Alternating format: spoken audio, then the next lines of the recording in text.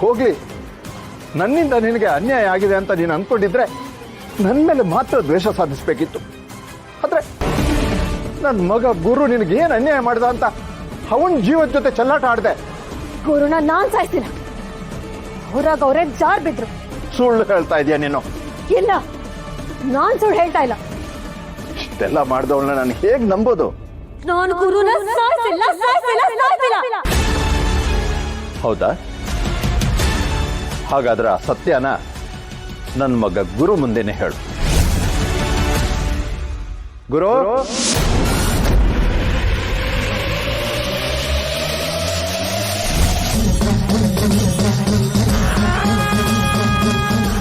ಗುರು, ಸೌಂದರ್ಯ,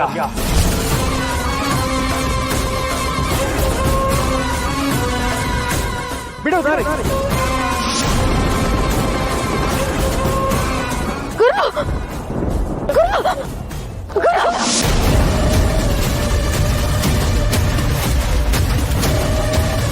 ಯಾಕವತ್ತು ನನ್ನನ್ನು ಸಾಯಿಸಲು ಪ್ರಯತ್ನ ಪಟ್ಟೆ? ಏನ್ ಹೇಳ್ತಿದ್ದೀರಾ ಗುರು?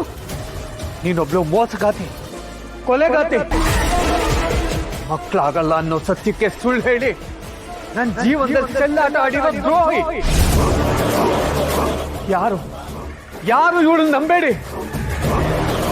ಅಪ್ಪ, ಚಿರು, ಅರ್ಚನಾ, ನಿಮ್ಗೂ ಇವಳೆಲ್ಲ ಏನಾದ್ರು ತೊಂದರೆ ಮಾಡ್ಬೋದು. ಎಲ್ರೂ ಹುಷಾರಾಗಿರಿ, ಇವಳು ಸರಿ ಇಲ್ಲ. ಅಯ್ಯೋ,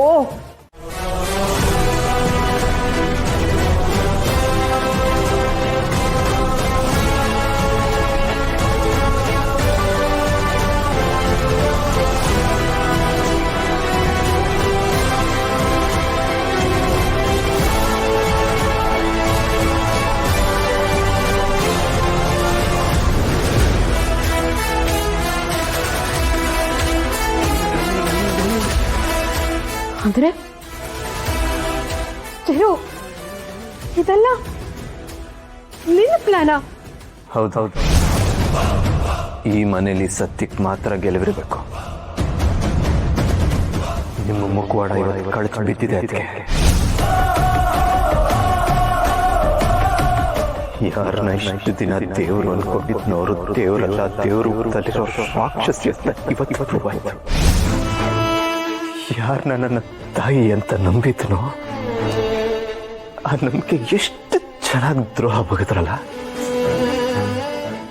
ಎರಡಕ್ಕೆ ನೀವು ಮಾಡಿರೋ ಅನ್ಯಾಯಗಳು.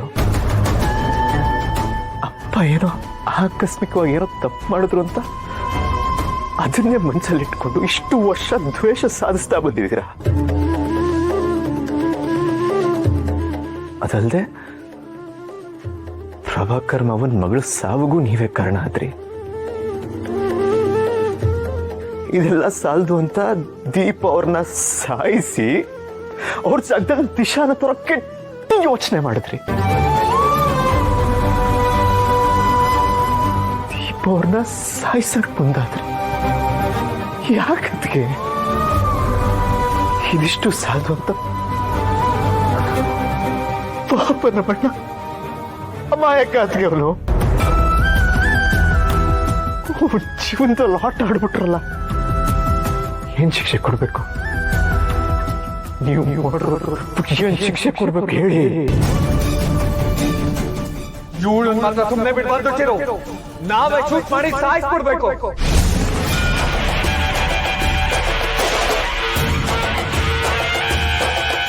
ಗುರು, ಇವಳು ಮಾಡಿರೋ ಪಾಪದ ಕೆಲಸಕ್ಕೆ ನಾವ್ಯಾಕೋ ಕರ್ಮ ಕಟ್ಕೋಬೇಕು? ಚಿರು, ಪೊಲೀಸ್ ಸ್ಟೇಷನ್ಗೆ ಫೋನ್ ಮಾಡೋ.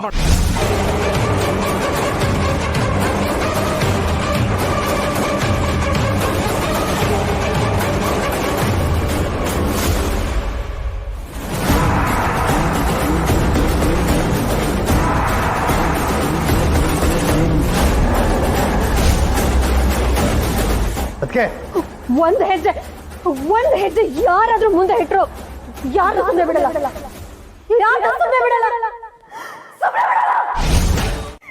ಎಷ್ಟು ಕೈ ಮುಗಿದ್ರು ಸಾಲದು.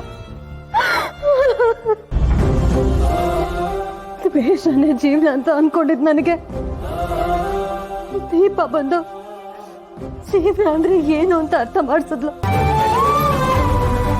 ಸಂಬಂಧಗಳು ಅಂದ್ರೆ ಹೇಗಿರ್ಬೇಕು ಅನ್ನೋದನ್ನ ಚಿರು ಕಲಿಸ್ಕೊಟ್ಟ. ನೀವೆಲ್ಲರೂ ನನ್ನ ಮೇಲೆ ಇಷ್ಟೊಂದು ಪ್ರೀತಿ ಇಟ್ಕೊಂಡಿರೋದು ನೋಡಿದ್ರೆ ನಿಮ್ಮೆಲ್ಲರ ಮುಂದೆ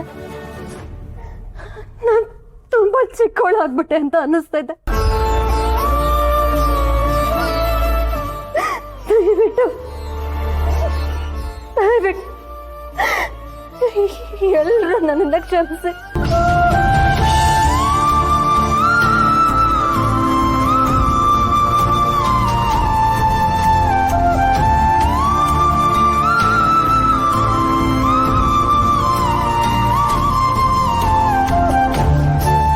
ಗುರು, ನೀವು ನಿಜವಾಗ್ಲೂ ನನ್ನನ್ನು ಕ್ಷಮಿಸ್ತೀರ ಅಲ್ವಾ? ನಿಜವಾಗ್ಲೂ ಕ್ಷಮಿಸ್ತೀರ ಅಲ್ವಾ?